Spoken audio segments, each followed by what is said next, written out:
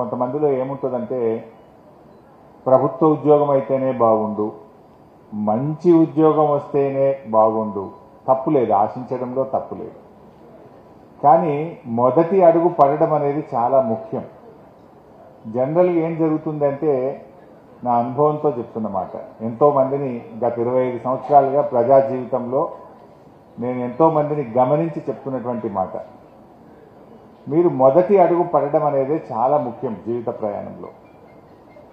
మంచిది మంచిది అని మనం వెయిట్ చేస్తే ఏం జరుగుతుంది అంటే, ఈలోపు మనము పానం గాలి తింటుంది,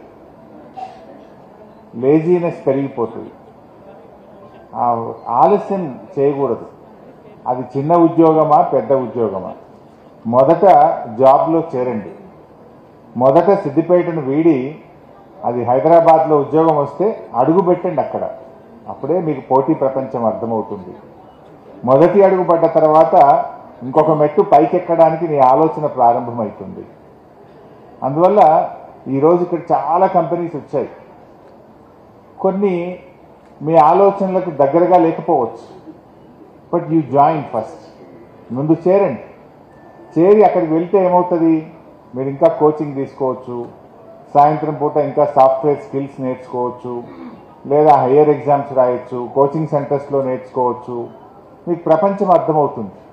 ఆ పోటీ ప్రపంచంలో నువ్వు ఎక్కడున్నావు, నువ్వు ఎక్కడ నిలబడ్డావు, నువ్వు ముందుకు సాగాలంటే ఏం చేయాలి అనేటువంటి ఒక నీ ఆలోచన విధానంలో మార్పు వస్తుంది.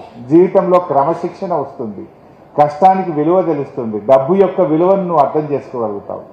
అమ్మా నాన్న మీద ఆధారపడితే మనకు వి డోంట్ అండర్స్టాండ్. ఎంతసేపు ఇంకా తల్లిదండ్రుల మీద ఆధారపడ్డప్పుడు ఆ వాల్యూ మనకు అర్థం కాదు. అందువల్ల నేను మీతో కోరేది, తప్పకుండా ప్రభుత్వ ఉద్యోగానికి ప్రయత్నం చేద్దాం, లేదా ఉన్నత ఉద్యోగానికి ప్రయత్నం చేద్దాం. ఇప్పుడు ఉన్న అవకాశాలను అందిపుచ్చుకోండి, పని చేయండి, అక్కడి నుంచి ఇంకొక మెట్టు ఎదగడానికి ప్రయత్నం చేయండి. అంతే తప్ప ఇక్కడికి వచ్చి నేను గత అనుభవాలు చెప్తున్నా. సగం మంది సెలెక్ట్ అవుతారు, జాయిన్ అయ్యే వాళ్ళు మళ్ళీ 25% ఉంటారు. That is not correct. మీరు చేరండి. మీరు ఏదైనా కూడా అట్లా ఈజీగా తీసుకోవచ్చు. సపోజ్ ఈరోజు దాదాపు 1500-2000 మంది వచ్చారు, ఒక 500 మంది సెలెక్ట్ అవుతారు.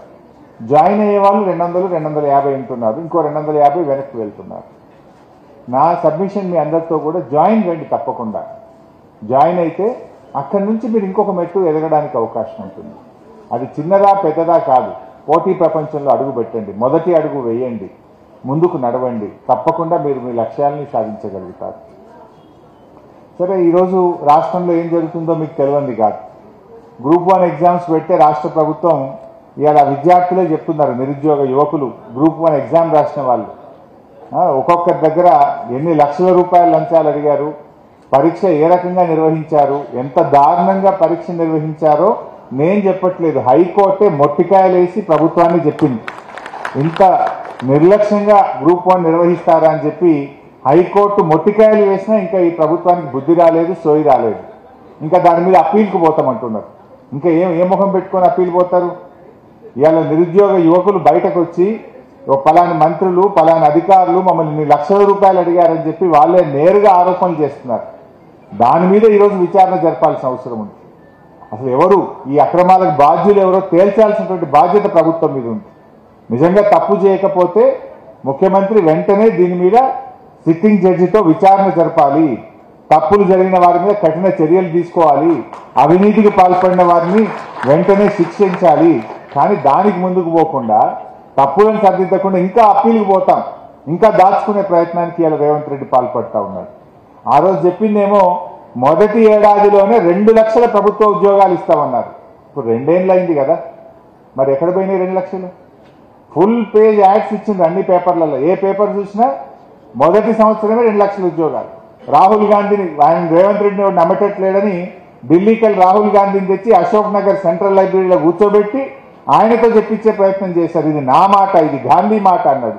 మరి గాంధీ మాట ఏడవైందో, రేవంత్ రెడ్డి మాట ఏడవైందో? 2 లక్షల ఉద్యోగాలు కాదు కదా, ఇందాక మా సీనన్న చెప్పినట్టు 10,000 కూడా ఇవ్వలే. అన్నీ కేసీఆర్ గారు. ఇప్పుడు 20,000 పోలీస్ కానిస్టేబుల్ ఉద్యోగాలు. ప్రిలిమినరీ పరీక్ష పెట్టింది కేసీఆర్ గారు, ఫైనల్ పరీక్ష పెట్టింది కేసీఆర్ గారు, ఫిజికల్ టెస్ట్ చేసింది కేసీఆర్ గారు, ఫలితాలు ఇచ్చింది కేసీఆర్ గారు, కాగితాలు పంచింది రేవంత్ రెడ్డి, ఇది నేను ఇచ్చిన అంటాడు. అంతకు మించి అసలు నీ హయాంలో నోటిఫికేషన్ ఇచ్చింది ఎక్కడ, నువ్వు ఉద్యోగాలు ఇచ్చింది ఎక్కడ, ఎక్కడ పోయి 2 లక్షలు చర్చ పెట్టి అసెంబ్లీలో అంటే అసెంబ్లీ పెట్టాడు. ఏం చెప్పింది? జాబ్ క్యాలెండర్ అని చెప్పింది. జాబ్ క్యాలెండర్ జాబ్లెస్ క్యాలెండర్ అయిపోయింది.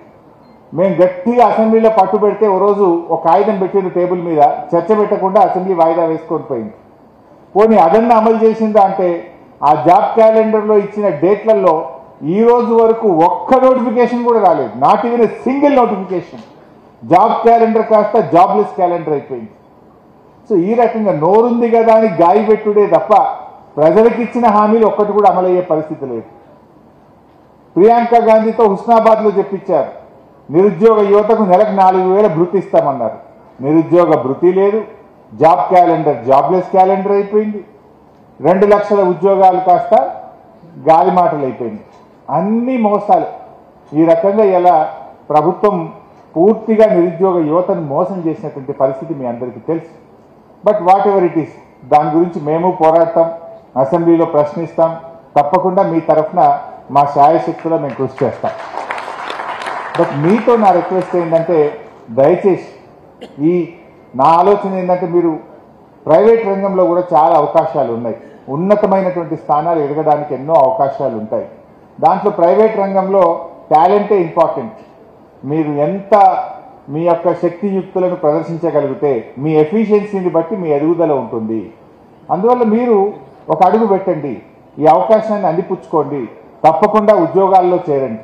ఇవాళ అమ్మాయిలు కూడా చాలామంది వచ్చారు. I'm so happy. ఒకప్పుడు ఉద్యోగం పురుష లక్షణం అనేవాళ్ళు పాత రోజుల్లో, ఇప్పుడు ఉద్యోగం మానవ లక్షణం అయిపోయింది. అంటే అందరూ ఉద్యోగం చేస్తున్నారు. మహిళలు కూడా సమానంగా అన్ని రంగాల్లో కూడా అద్భుతమైన ప్రతిభ ప్రదర్శిస్తూ ఉన్నారు. ఈ మధ్య ర్యాంకులు చూస్తే మహిళలే ఫస్ట్ ఉంటున్నారు. ఎంసెట్ ర్యాంక్ వచ్చినా, లేకపోతే పీసెట్ ర్యాంక్ వచ్చినా, మెడిసిన్ రిజల్ట్స్ వచ్చినా, ఎక్కడ చూసినా గర్ల్స్ టాప్లో ఉంటున్నారు. They are performing like anything. So మీరు ఐఎమ్ సో హ్యాపీ. ఈరోజు కూడా